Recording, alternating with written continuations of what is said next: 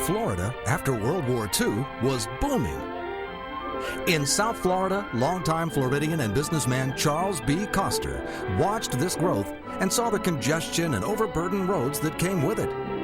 While vacationing in Pennsylvania, he traveled the Pennsylvania Turnpike and developed a vision of building Florida a toll road of its own.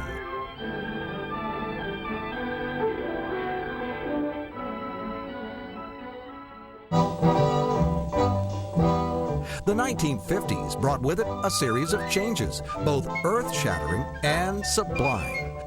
Yet even before cars grew fins, the wheels were in motion for impressive developments in Florida's network of roadways. Charles B. Coster led a group of citizens in 1953 to lobby the state to implement his vision of Florida's first toll road, and the legislature listened. It created the Florida State Turnpike Authority.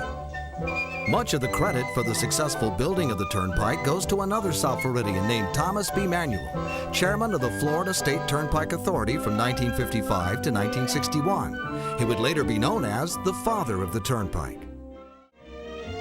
In June 1955, bonds were issued, and on July 4th, Governor Leroy Collins broke ground, proclaiming, "We must bring forth a highway that is fine and good in every detail." Less than 2 years later, on January 25, 1957, the Sunshine State Parkway, running from Miami to Fort Pierce, opened to motorists.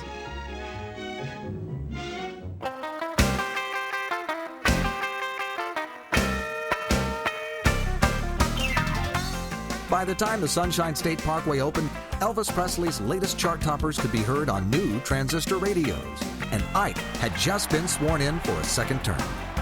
The 57 Chevy could be ordered with air conditioning, a 2-speaker radio, and auto-dimming headlights.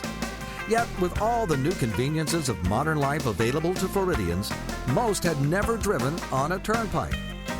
Fortunately, local newspapers were there to help. Articles began popping up offering tips and warnings to new turnpike drivers. But despite the gloom and doom, people were genuinely excited by the turnpike. In the 2 years since it opened, the Sunshine State Parkway was already flourishing. As other road projects struggled to find funding, the turnpike was years ahead of its financial goals.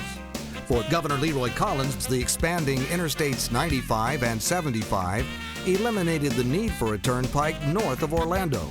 Instead, he saw an extension from Fort Pierce inland as the next great opportunity for the road to grow, and soon bonds were sold and work was underway.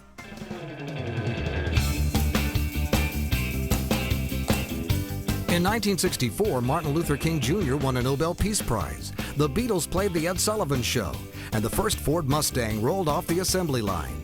That year also marked the opening of the extension from Fort Pierce to Orlando. By the time Walt Disney World started construction in 1967, in a location Walt himself called the Crossroads of Florida, where I-4 and the Turnpike intersect, motorists could travel on a continuous route from Macon to Miami. Not only was this new extension a success, it fostered more growth. Soon, there were plans for a homestead extension to Florida's Turnpike known as the Heft and the Beeline West Expressway. In July of 1969, the original Turnpike Authority was disbanded, and a new, reorganized Florida's Turnpike was made part of the recently created Florida Department of Transportation. The Turnpike Authority had found success during its 16 years by managing itself as a business and focusing on the customer. The Heft and Beeline Expressways were completed just as the major attractions of Disney World and SeaWorld lured even more tourists to Florida's roads. 1986 found Florida's Turnpike at a crossroads. Would the destiny of the Turnpike be status quo or innovation?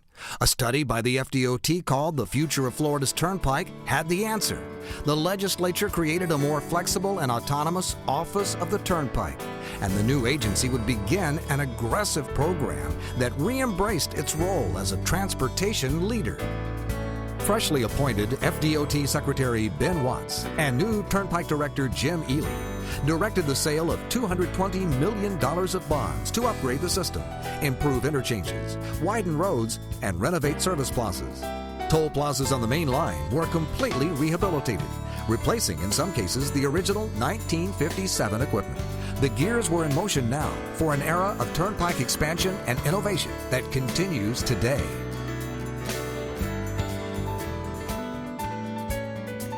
Florida's turnpike began 1990 with 9 candidate expansion projects and 15 new interchanges on deck, and the keys to the 23-mile Sawgrass Expressway purchased from the Broward County Expressway Authority.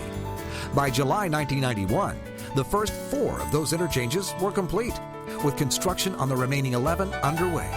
Financing was raised for the Seminole Expressway and the Veterans Expressway. These projects would be the first new corridor construction in 20 years for the turnpike. On August 24, 1992, Hurricane Andrew tore a path through South Florida. As an organization that prides itself on the well-being of its customers, the Turnpike lifted tolls in South Florida for 77 days and played a key role in supporting emergency response efforts.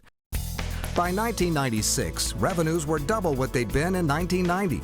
And as the century closed, the Turnpike broke ground on the Suncoast Parkway and completed the Polk Parkway. It also debuted the future of tolling on turnpike systems, SunPass. As Florida's turnpike neared its 50th anniversary, it was called on by Governor Jeb Bush to once more reorganize and re-embrace the private sector business practices that characterized its early years. With the birth of the enterprise, the turnpike renewed its commitment to quality of service to the customer and began a renewed program of innovation and fiscal responsibility.